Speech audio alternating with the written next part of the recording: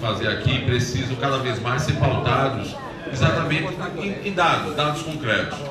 Eu ouvi com muita atenção quando o governador esteve aqui naquela sessão inaugural, né, desta legislatura, e ele pediu, inclusive, solicitou um espaço para vir logo depois do retorno dele. Ele tinha explicado que na semana seguinte estaria em Brasília até a quinta-feira, mas para logo depois vir apresentar aqui à casa os dados que ele tem relativamente à situação do estado de Sergipe. Acho que ainda não foi marcado esse momento. Não sei se ele pediu. Já pediu, eu vou conversar com os senhores depois, para o dia 20. Nós vamos conversar aqui, depois, já, após a quarta-feira de carnaval, eu converso com os senhores. Agora, há de entenderem que a cada quadrimestre, o secretário pode entrar nessa casa, né? Para debater esse assunto. Isso. Então, a cada quadrimestre, obrigatoriamente, isso a legislação exige, tem que se fazer aqui uma prestação de contas aí dos dados econômicos do governo. Agora, o que o governador entende que ele tinha solicitado era um espaço para apresentar um diagnóstico. Eu entendi que a equipe dele estava elaborando um diagnóstico mais aprofundado. Acho que ele já começou, inclusive, a dialogar com os outros poderes. Eu vi na imprensa que ele já andou conversando com os outros poderes. Então, já ouço agora com satisfação que você já está agendando, pré-agendando, pelo menos, para afinar para o próximo dia 20 essa vinda. Eu acho importante nós conhecermos esse diagnóstico. Agora, como disse aqui o deputado Geórgio, eu quero reforçar, nós precisamos conhecer as duas faces da moeda e precisamos conhecer o conjunto da obra, não é apenas o discurso da derrota. É claro que nós sabemos das dificuldades econômicas que existem, mas, por exemplo, eu venho de uma realidade do município de Aracaju, que é a capital do estado de Sergipe. A gente é bombardeado o tempo inteiro por notícias negativas relativamente à receita. Quando nós vamos ver os dados concretos, não é assim. É a mesma coisa que fez agora aqui o deputado Geórgio. Mostrou os dados e é claro que a expectativa de receita que se cria num determinado momento, ela não consegue ser atingida, a expectativa. Mas o fato concreto é que, ano após ano, existe um acréscimo na arrecadação. Né? Existe um acréscimo na arrecadação. Isso fica comprovado. E tem momentos de pico de crescimento. Tem momentos, inclusive, que isso é comemorado nos órgãos de comunicação pelo próprio Estado. E o problema concreto é que, a despeito desse crescimento, o servidor público está há quase uma década sem ter reajuste. Nem a revisão salarial anual, que é assegurada pela Constituição, acontece. Então nós vamos acompanhar com bastante atenção essa apresentação do governador, mas eu espero, disse isso já aqui na tribuna e vou repetir a partir do pronunciamento que o deputado Geórgio fez, espero que o governador, além de trazer o diagnóstico, ele venha também com algumas alternativas de solução para os problemas. Sei que a tarefa não é fácil, mas nós também sabemos que foi para isso que ele pediu a confiança do povo de Sergipe. Quando o povo de Sergipe depositou o voto lá dele, ele depositou em cima de um pedido de confiança para resolver essas questões que já estavam diagnosticadas. Eu torço para que ele traga, sim, um bom diagnóstico, mas que traga também a apresentação de soluções e que essas soluções não passem, como a gente já começa a ouvir, por anúncios de mais atraso de pagamento do servidor público, venda de ações das empresas do nosso Estado, porque são alternativas muito ortodoxas. São receitas que estão sendo testadas, foram testadas no Brasil desde a época em que o FMI, o Fundo Monetário Internacional, dirigia a economia desse país.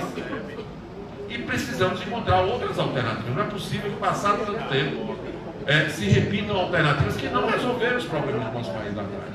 Tanto é que a fase que o Brasil teve mais prosperidade econômica coincide exatamente com a fase que saiu desse receituário. Qual seja, o receituário ortodoxo de você fazer a economia encolher em função de medidas tomadas pelo governo. Então eu espero que o governador sim venha até aqui, traga um diagnóstico, mas traga boas perspectivas para a nossa população. Eu vejo com muita preocupação, deputada Maria, que sempre se toca muito no aspecto do déficit previdenciário, né? Avalia-se sempre isso como um grande problema e, de fato, nós não podemos desconsiderar. É uma situação que precisa de cuidados. Agora, é outro setor que a gente já tem, por exemplo, o diagnóstico de qual é o percentual de déficit que eles apontam. Não apontam as responsabilidades, não apontam como fechar os canais que aprofundam essa crise, não apontam alternativas que avancem na constituição mais robusta do Fundo Previdenciário do nosso Estado.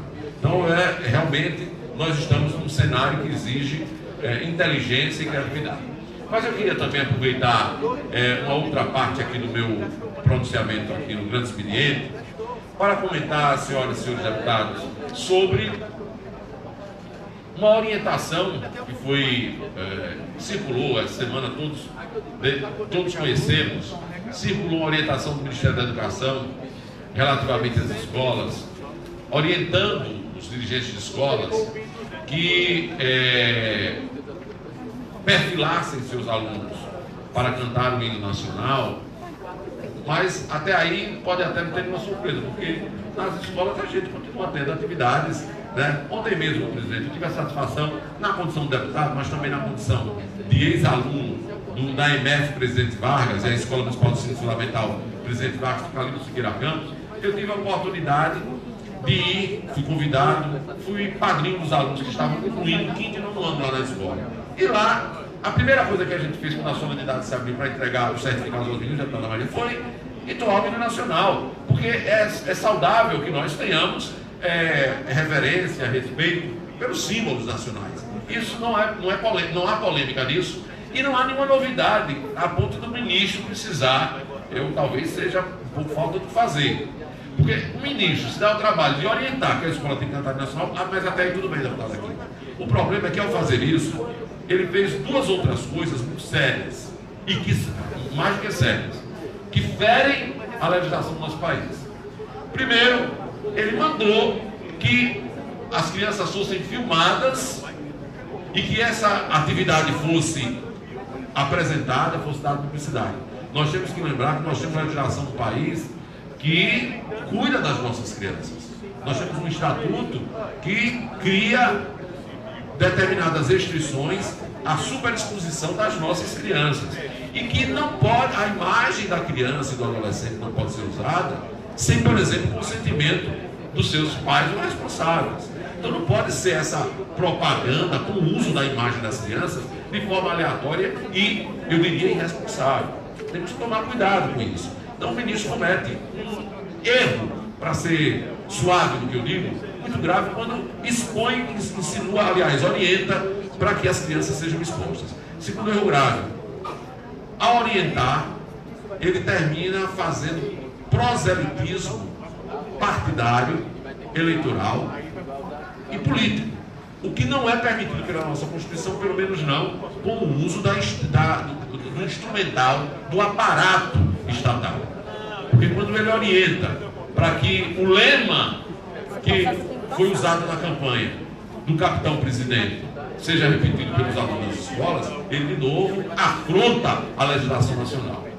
Com muita satisfação, deputado Zezinho, eu vi a Secretaria de Estado da Educação aqui orientar as escolas que não seguissem essa orientação do Ministério da Educação. Como fizeram também outros secretários de Educação de outros estados, como fizeram os secretários de Educação de alguns municípios de Sergipe, de forma acertada. Cuidado, não é assim, não é dessa forma. Então veja, um país que tem o cenário educacional que nós temos, né? Um país que tem os dados de falta de sucesso na atividade educacional, inclusive uma boa parte da responsabilidade disso tem a ver com a forma como as políticas públicas são instituídas. Não pode se dar o luxo de ter um ministro que se ocupa de estar dando esse tipo de orientação completamente descabida. Então eu quero daqui da tribuna desta casa também registrar a minha repulsa, né, o meu repúdio a esse tipo de iniciativa que não contribui para a solução dos problemas da educação, que termina orientando o uso da máquina do Estado para fins de proselitismo político e que ainda orienta para a exposição indevida das nossas crianças, não é? As escolas, elas têm, inclusive, de acordo com a legislação brasileira, autonomia pedagógica, administrativa e financeira. Tem que se preservar as escolas isso. As escolas devem, sim, dentro da sua organização, quando necessário for, cantar o hino nacional. Outra coisa, achar que organização e que respeito passa por enfileiramentos é uma concepção, pelo menos, eu não vou dizer nem arcaica, mas vou dizer contestável, porque há várias formas de você tentar organizar. Nós somos aqui, eu acho que todos nós somos de gerações que se habituou a ter as salas de aula com as carteiras devidamente enfileiradas, né? Nós começamos durante o exercício profissional a perceber que essa não é nem a melhor forma de você interagir no processo de aprendizagem. A melhor forma é você se organizar de maneira a que as pessoas se entreolhem, que elas se sintam coparticipantes do debate que está acontecendo, e não que você tenha apenas todos enfileirados, todos olhando apenas para uma figura, sem uma relação no grupo. Essa é uma outra forma, uma outra concepção de organização. Então, é muito ruim que nós tenhamos um ministério e um ministro que dediquem o seu tempo, a sua energia, o seu dinheiro, né, para coisas dessa natureza, quando nós temos tanto que resolver.